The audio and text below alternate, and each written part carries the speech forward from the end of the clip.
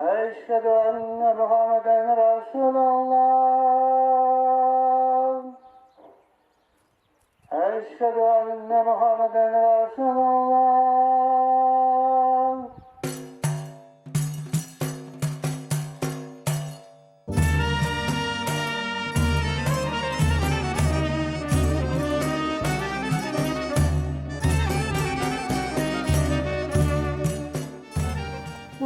Ben bunda pek hemen çok türlü güller var. Hepsinin adını bilmeyeyim. Pazarda ne görsem onu alıp onu saçayım. Şirin kavat eteyim uzun, böyle osuruyum, getirip saçayım. Bana da ekstra gül saçacağım ha burada.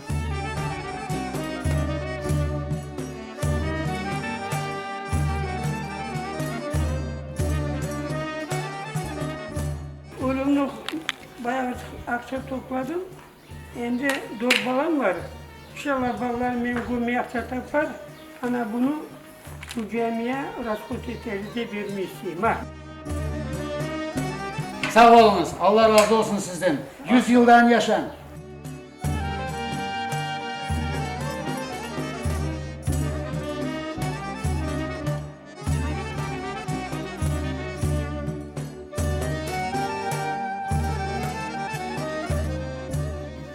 Поблагодарить вас за оказанную вами материальную помощь. Вот вашей помощью мы сегодня купили вот этот лес, то, что вот мы сейчас строим здесь.